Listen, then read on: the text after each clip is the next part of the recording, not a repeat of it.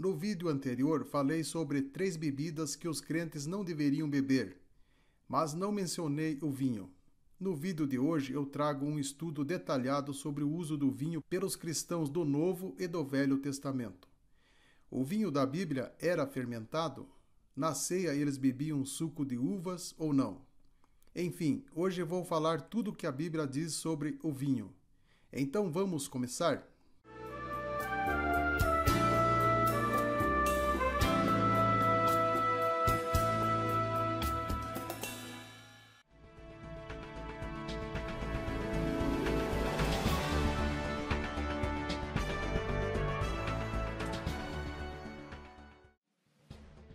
Na celebração da ceia judaica, tomava-se até 4 cálices de vinho. O vinho era servido 3 a 4 vezes durante a refeição pascal, e o 4º cálice era dedicado ao profeta Elias. Na última ceia, Jesus serviu o primeiro cálice, dizendo: "Este cálice é o Novo Testamento no meu sangue. Fazei isto todas as vezes que beberdes, em memória de mim." A ceia do Senhor era celebrada com suco ou vinho. No contexto bíblico, o vinho era de uso muito comum e não era proibido. Eu já vi alguns pastores explicarem que o vinho usado na ceia era misturado com água. Será mesmo? Então vejamos o que diz alguns textos. "De sorte que quando vos ajuntais num lugar, não é para comer a ceia do Senhor, porque comendo cada um toma antecipadamente a sua própria ceia, e assim um tem fome e outro embriaga-se." Eles embriagavam-se com vinho misturado com água? É claro que não.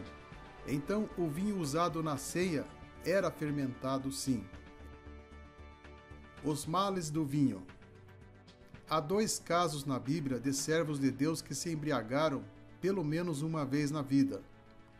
Noé se embriagou, ficou alegre demais e se despiu na frente de seus filhos. As filhas de Ló deram de beber vinho a seu pai. E sucedeu no outro dia que a primogênita disse à menor: "Vês aqui, eu já ontem à noite me deitei com meu pai.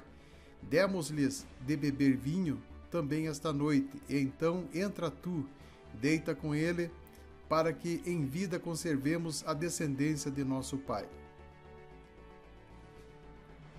Se embriagar uma única vez na vida, como fez Noé, não irá prejudicar o fígado. Assim como ingerir um pouco de álcool não irá prejudicar nosso fígado, mas um beberrão de vinho estará destruindo o seu fígado.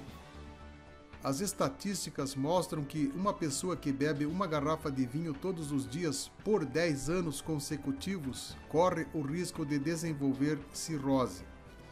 O problema maior acontece com as bebidas destiladas como cachaça e uísque, que chegam a ter mais de 40% de seu volume de álcool. O álcool é uma bebida alcoólica que leva o indivíduo à dependência. No caso do vinho, um copinho não faz mal, senão Paulo não teria recomendado a Timóteo, não é mesmo? "Não bebas mais água só, mas usa de um pouco de vinho por causa de teu estômago e das tuas frequentes enfermidades." Por outro lado, há também vários textos que chamam atenção em relação ao uso exagerado do vinho. Vejamos. "O vinho é escarnecedor e a bebida forte alvoroçadora, e todo aquele que por eles é vencido não é sábio."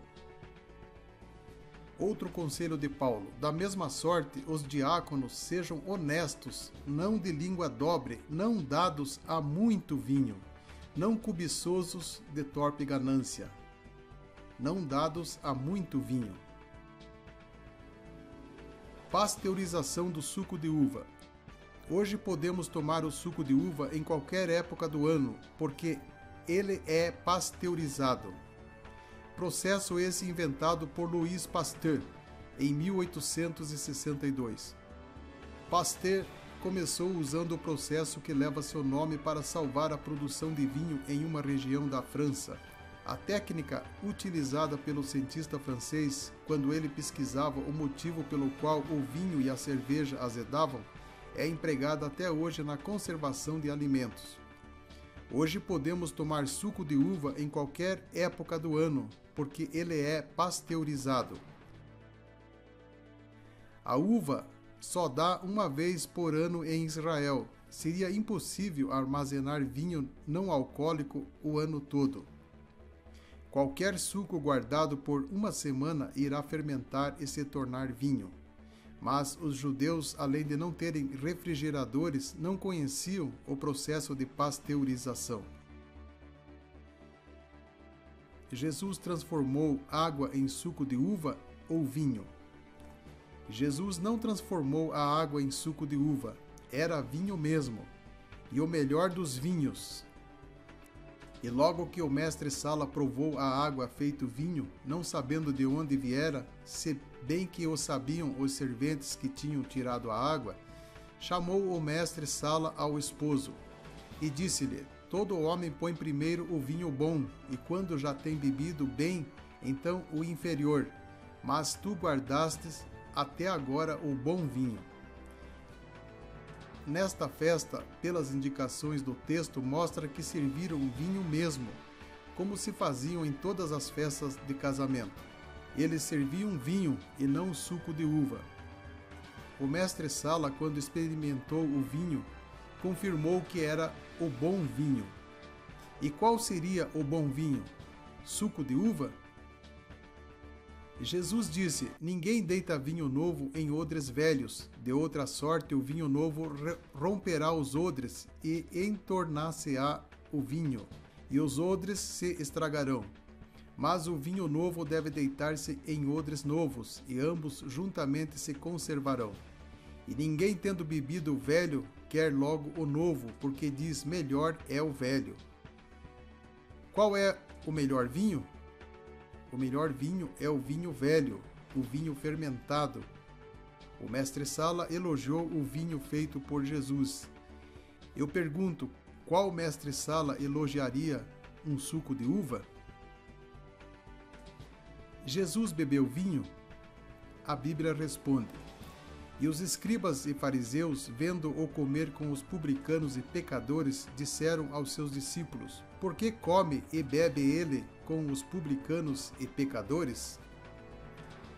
Pois veio João não comendo nem bebendo, e dizem: ele tem demônio. Veio o Filho do Homem comendo e bebendo, e dizem: eis aí um homem glutão e bebedor de vinho, amigo de publicanos e pecadores. Em minha opinião, o cristão deve ser moderado, ter temperança em tudo. O crente é o sal da terra, então não deve ser nem salgado, nem sem sal. A Bíblia condena a glutonaria. Comer demais é pecado, e os glutões não entrarão no céu. Então, se embriagar com vinho, tomar até 3 copos é pecado.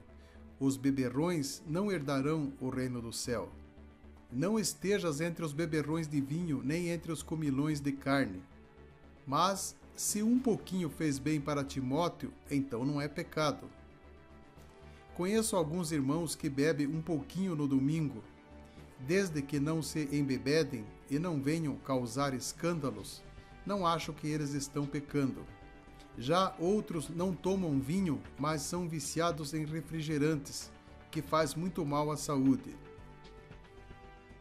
Então fiz esse estudo para esclarecer dúvidas de alguns inscritos que me perguntaram sobre o vinho. Se o vinho da Bíblia era fermentado e se é pecado tomar um pouquinho. Espero ter ajudado, fico por aqui.